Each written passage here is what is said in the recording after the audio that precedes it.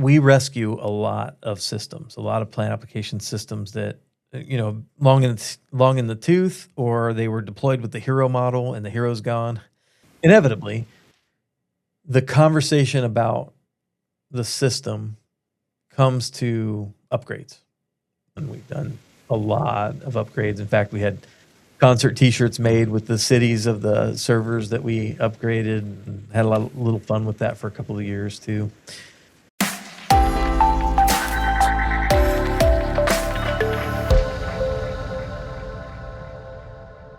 We've done 60 some upgrades for 25 or 30 customers over the past, just since 2021. So today I wanted to talk a little bit about a conversation I had yesterday with a customer. I think they're currently running version 2023. Customer's dissatisfied with the system. It runs slow. It takes a long time to load displays. There's a bunch of different reasons for that. The users are grumpy about having to use it because it's slow, or because the user experience stinks, just for whatever reason. Just hasn't kept up with the latest things they need it to be. Not necessarily technology features, but just maybe variables no longer make sense, or they have new tests that they need to do and they're not having them. Precisely. Yeah, exactly. There are varying degrees of upgrades. I think we've done many things with customers to look at the existing system and how they use it.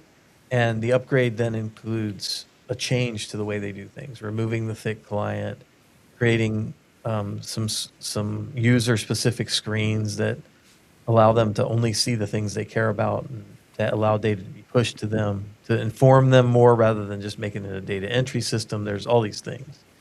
But again, it all starts with an upgrade. If you have a great system and it's working, and we've convinced you to go upgrade to the latest and greatest to take advantage of new features, then everybody can easily get excited about that. They use the system every day. They love the system every day, and they can't wait to get new features and maybe make it a little faster or whatever.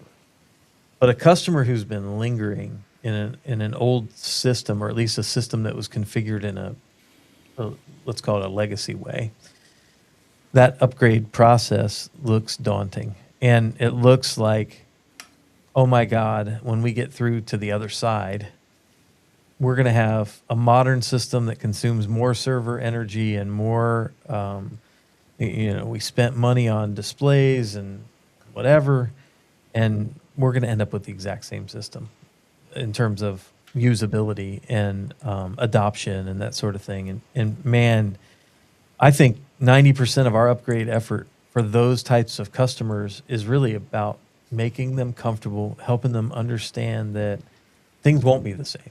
If we do this right, if they plan properly, and we'll help them through what planning properly means,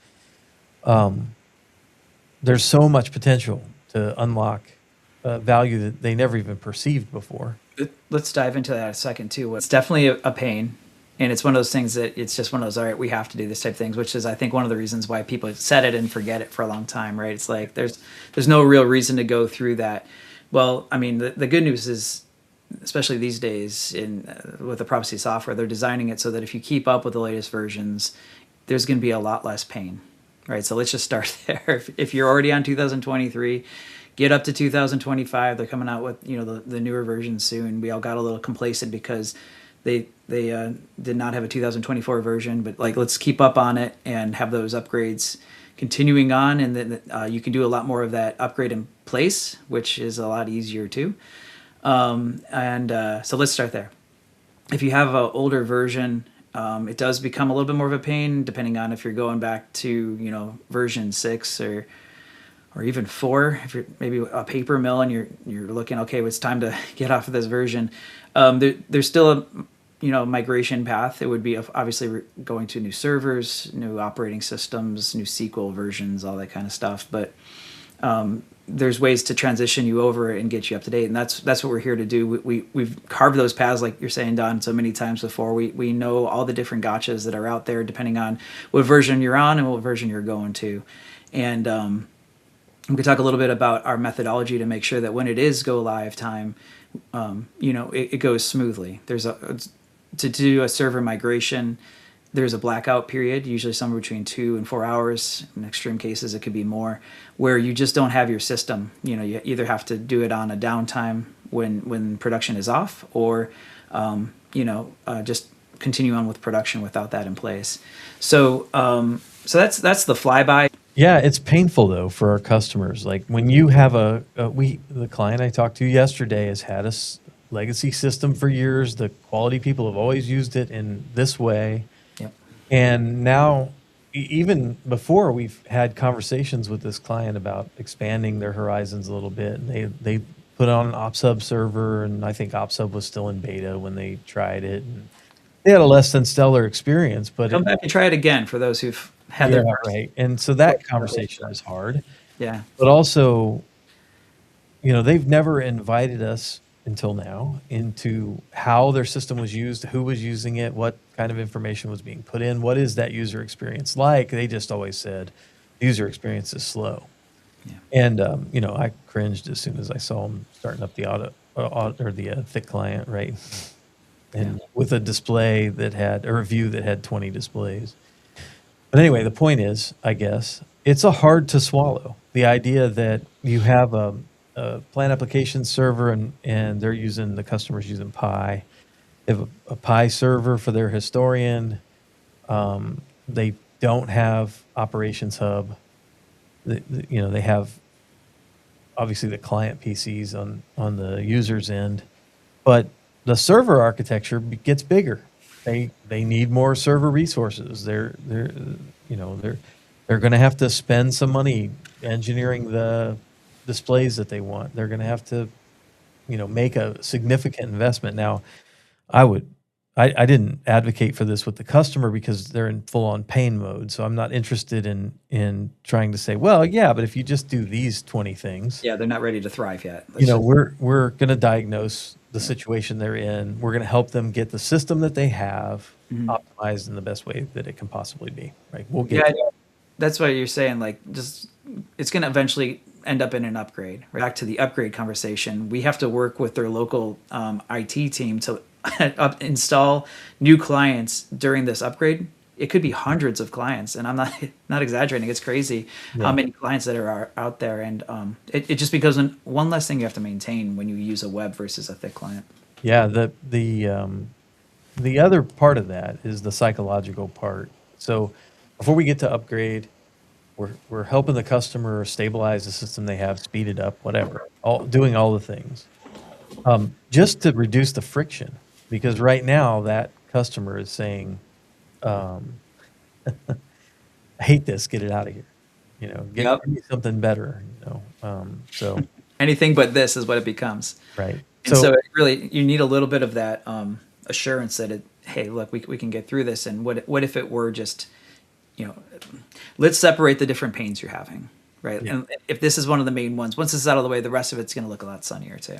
Yeah. And so reducing the friction to an upgrade. And that's the only reason I'm bringing this up. We're talking about upgrades, but we're really talking about our customer experiencing an upgrade. The reality of upgrading an MES can be painful. And, we've done so many of these now that I think we just kind of take the beating in stride. But we have people who've installed the software hundreds of times. Scripts that we've built to help us through each one of them too. So any of the mistakes or errors that we run into, we can quickly overcome, right? So it's all that learning experience. And again, getting back to that team mentality, we've had several people pick up that baton and be for the year the upgrade master, and bringing in other people that understand the security certificates and network implications and all that kind of stuff too. So we have a nice team, and all those learning lessons are we share what we know and we document stuff.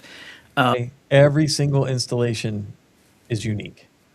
That's the thing is too, whether it's the type of business systems that we're integrating to the implications of whatever features they're using inside the software, or just what version they're at, which one they're going to, what operating system it's on. Everyone is unique, and I mean, if it was just as simple as putting in the DVD and hitting the button, we wouldn't even be having this conversation, right? So it's in fact, the perception of an upgrade is that, but the reality of the upgrade is that every single system is unique. You can have two virtual machines on the same virtual or physical server, configured the same way. Maybe one's even cloned of the other. But there will be one thing. We like a lot of calendar time. It might not take a lot of bandwidth, but there's always issues. Sometimes it's about speccing out the servers. And one time we waited, I think, a month for a power cord to come in from the person that they bought the servers from. So you never know what it's going to be. So that calendar time is good. We like to do 3 main steps for it, right? So there's the initial installation run where we get the new servers or the test servers or whatever, and we're going through the upgrade process. We're hitting those issues that we're running into, we're solving those, we're documenting them, and we get through the entire process. We test it out with a system acceptance test, integration test.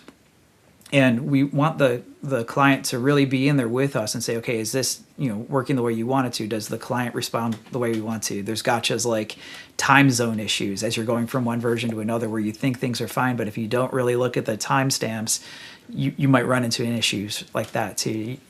Experience is the greatest teacher, right? And so we've run into all those different experiences. So you have the initial run as phase 1. And then after that's done, again, more calendar time. We love a way to reset that server back to what it was with all the prerequisites on it. But whether it's VM snapshots or taking a database backup of the VM, not too many people are working right on bare metal, right? So usually there's some kind of virtualization happening there. And we like to hit that reset button and ask the IT team, bring that server back to what it was right after the prerequisites. And we're going to take our entire script and now we're going to do a dry run, right? So we're going to go through the entire installation again based on all of our learning lessons.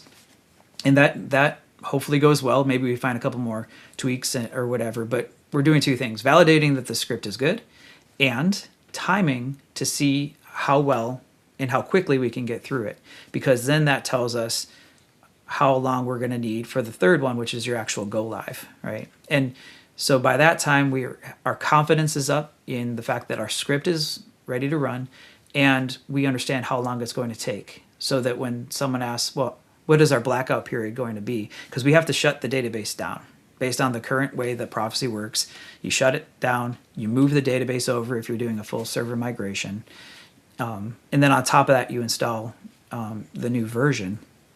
And that can take 2 hours. It could take 4 hours. We'll tell you what that is, and we can talk about maybe running when production is light on the weekend, or if you're not running 24/7. We'll work with that too.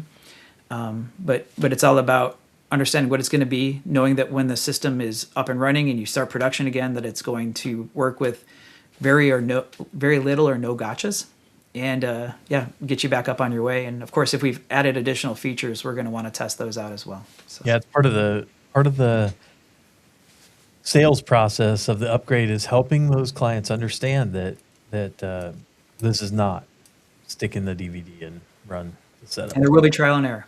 I think people underestimate that, because if you're installing Microsoft Office and there's a hiccup and it asks you a question, you don't know the answer to it, or you think you know the answer to it, or you type the answer into it wrong, the installation continues and Word keeps working, and somehow you figure out how to make that work, and it doesn't cause instability to the system.